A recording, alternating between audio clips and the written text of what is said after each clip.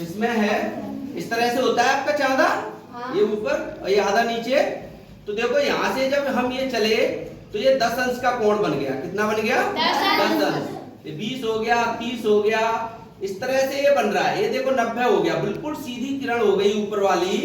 दूसरी तो बिल्कुल 90 अंश का बन गया। इस तरह से हम बहुत सारे कोण इससे बना सकते हैं। अब कोणों के बाद आती है बात कि कोण कितने प्रकार के होते हैं। कोण अलग अलग प्रकार होते हैं इनके, जैसे ये मैंने बताया है, इसमें ये बताया है सबसे पहले समकोण। कौन सा कोण बताया है? समकोण। इसे बताने से पहले एक चित्र बना रहा हूं मैं यहाँ। देखो जैसे ये किरण है OA, अब क्या कहा था? दो किरणों के झुकाव, तो दूसरी किरण होगी तभी तो कोण बनेगा। अब दूसरी किरण ये है और इन दोनों के बीच में ये जो झुकाव है, ये जो एरिया है, ये क्या है? कोण।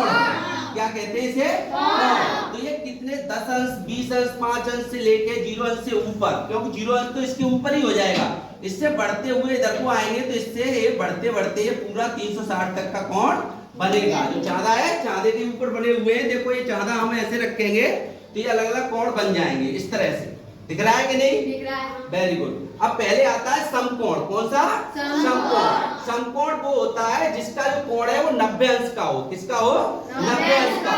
ये वाली किरण OA, इसके ऊपर बिल्कुल सीधी B हो दूसरी वाली किरण, तो ये बीच में जो कोण बन रहा है ये 90 अंश। आप चांदे से नापेंगे इस तरह से तो ये बिल्कुल देखो 90 अंश पर है, तो ये 90 अंश का है, तो इसे समकोण कहेंगे। क्या कहेंगे? समकोण। दूसरा है न्यून कोण।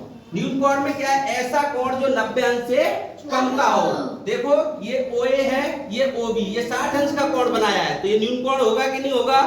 तीसरा है अधिक कोण। ऐसा कोण जो 90 अंश से बड़ा और 180 अंश से छोटा हो। देखो ये कोण बनाया है 130 अंश का।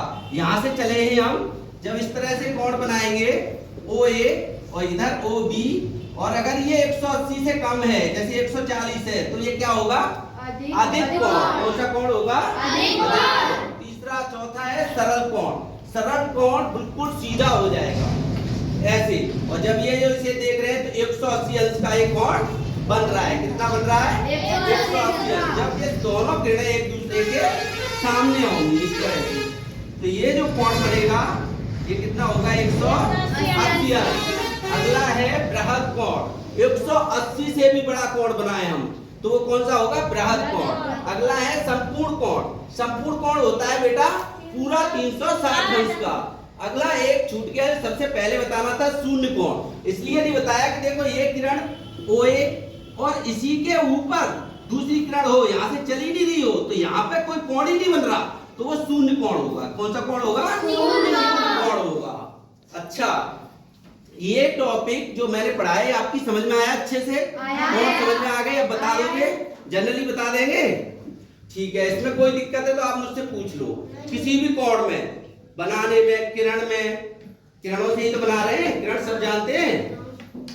क्या हुई है?